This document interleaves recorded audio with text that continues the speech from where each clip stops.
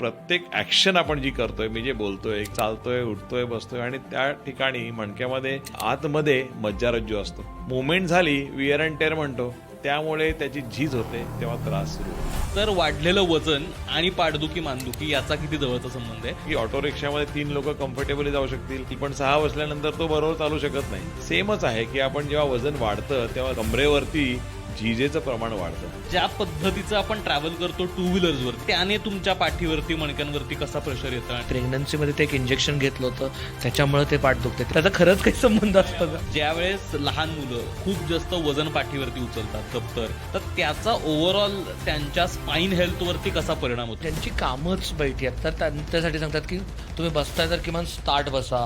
पोश्चरनी कितपत फरक पडतो बॅक पेनवर? चेअर तुमची कम्फर्टेबल हाईटला असणं, लॉंग टर्म तुम्ही काम करताय, तो मला हँड सपोर्ट पण तेवढाच महत्वाचा आहे. Okay. तो त्यामुळे तुम्हाला ऑटोमॅटिकली पूर्ण बॉडीमध्ये पण नॅचरली प्रोफाईल आपली चांगली राहू शकते. काय पद्धतीचे व्यायाम पाठीसाठी घातक आहेत? आणि डेडलिफ्ट हे खूप कधी कधी घातक ठरू शकतं. डेडलिफ्ट घातक आहेत. हो, लेग प्रेस आपण जे आजकाल B12 जे नसांचं टॉनिक मी म्हणायला हरकत नाही, आणि D3 हे जे बोन्स आणि स्नायू जे आहेत त्यासाठी खूप महत्वाचे असतात. आपण कॅल्शियम म्हणतो, पण व्हिटॅमिन D हे फार महत्वाचं जीवनसत्व. पाठीवर पाय द्या हे सगळ्यात कॉमन गोष्ट आहे आपल्या भारतामध्ये.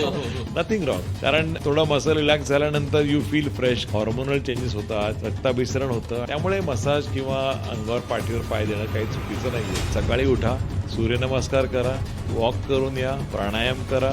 हा त्रास तुम्हाला 80% होणार नाही. तुम्हाला कसलेही पैसे खर्च करण्याची गरज पडणार नाही. 40 ते 50 मिनिटं स्वतःसाठी द्या. I think that is a गुरु मंत्र for avoiding routine back pain. कुठल्याही एजसाठी मी म्हणतो, अरे मला थोडं चाललं की पाय जड पडतोय, सुन्न होत आहेत पाय माझे, चालू देत नाहीये, त्याला सायटिका म्हणतात. त्या ठिकाणी नक्कीच तुम्हाला MRI मोस्टली करायची गरज पडते. बऱ्याचदा स्पाईन रिलेटेड काही सर्जरीज म्हटलं की भीती वाटते पहिल्यांदा. जर ते व्यवस्थित नाही झालं तर पॅरालिसिस होईल, कारण नर्व सोबत जोडलेलं आहे. तर याचं खरंच किती प्रमाण आहे? इंडोस्कोपिक, मिनिमल इन्व्हेजिव्ह किंवा खूप टेक्नॉलॉजीनी सपोर्ट केल्यामुळे सेफ झालेली आहे. जे प्रमाण 20% ते 30% होतं, ते मला वाटतं की 2 ते 3% किंवा 4% पेक्षा कमी झालेलं आहे. सर्जरी हा एकमेव ऑप्शन असतो का?